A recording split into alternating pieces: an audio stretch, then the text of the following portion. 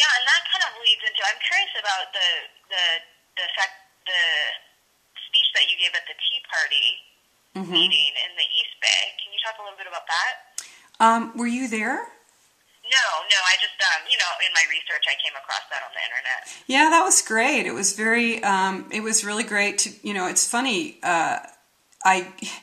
if you would have asked me a year or so ago if I would have ever expected to be talking even to Republicans, but to, people that, obviously on a lot of issues we don't see eye to eye. I can only imagine what they might think of me, but I'm very pleased to be able to speak with people. I will go and talk to any group that'll have me speak to them.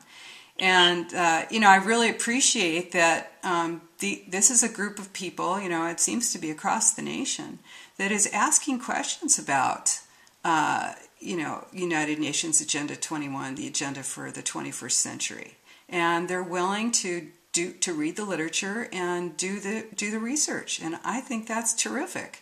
I may not, like it. I mean, I don't know if they think I'm going to hell or what, but, they were very nice to me, and I appreciate that they're willing and interested and want to ask these questions. And, Democrats own property. Property rights is not a right-wing issue. And I don't understand how this kind of got skewed that way. Let's talk a bit about the conference. Oh, great. Sure. Yeah. Well, go ahead. I'm sorry. I was just going to say, tell me about it. Oh, okay. Well, in conjunction with the Post Sustainability Institute and Democrats Against UNAgenda21.com, we're putting on a conference. It's August 6th in Santa Rosa, and it's called Behind the Green Mask. And we're having speakers. Nikki Rapana is coming from Alaska to talk about communitarianism. She's the world's foremost critic of communitarianism. And that's super important. I forgot to mention that. But communitarianism is that philosophy. It's sort of the political and social philosophy that is the, kind of the overarching determinant for all of this. And what it says is that the individual's rights need to be balanced against the rights of the community. And, here's another thing that for some reason seems to, people seem to think this is right-wing when you say, hey, our Constitution guarantees us individual rights, the right to life, liberty, and the pursuit of happiness, whatever that may be, but mainly it means, don't be putting your nose into my life if it doesn't belong there. But communitarianism says that the community has rights that are beyond the rights of the individual, that are in fact should be balanced with and overpower the rights of the individual. And I guess that's, it's like when George Bush said, I like the idea of a dictatorship as long as I'm the dictator.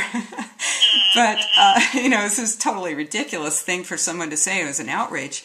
But, hey, you could take that point of view with communitarianism, too. You can say, well, hey, as long as I decide what the community rights are, cool. I can decide that those are more important than the rights of the individual. And so, anyway, and this is part of how Agenda 21, Sustainable Development, is sold to the world, is that the rights of the community, which is the global community, come beyond the rights of the individual. And, the rights of the individual are subsumed into that. So anyway, Nikki, who's a phenomenal researcher and a really wonderful woman who lives out in the wilds of Alaska, she's going to be our keynote speaker. And then we have Michael Shaw, who's very well known, speaks across the nation on this issue, and he's with freedomadvocates.org. And I think both Michael and Nikki are liberals like I am. And then I'll be speaking, and then we'll have a couple of other speakers. And we do reserve the right to refuse entry. And the reason that I am saying that is because when we first started our nonprofit, which was Concerned Citizens Santa Rosa Against Redevelopment Law Abuse. And we had meetings here in Santa Rosa. This was regarding the Gateways Redevelopment Project. And the city actually came into our meetings and took our meetings over at the beginning, before people knew me, and I didn't want to ask them to leave, but this was in a private location. But the city community development, head of community development and the head of the project advisory committee came to our meeting and basically broke it up. And we did have other people come into our meetings and try and disrupt them. And people are welcome to come and listen, and you can ask questions, but we don't want people disrupting this conference, and that's why we're reserving the right to refuse entry. Okay. What's been the response so far? It's great. Cool. Okay. Yeah, really great. We're having. I hope I can accommodate everyone. I have people coming from all over the United States. So people have already started signing up. Yeah. Well, that'll be interesting to kind of see that convergence of people and the discussions that take place. Yeah. Great. Well, is there anything else that you want to add about Agenda 21 or any of the other things that we've talked about today? I'm really glad to see that people are becoming aware, because awareness is the first step in the resistance. And we owe it to ourselves. I saw that you were an English major. I looked you up I looked at your website, and I am too. I have a degree from UCLA, and I love Thoreau, right? And I read, one of my favorite things that he's written is on the duty of civil disobedience, and it's a duty.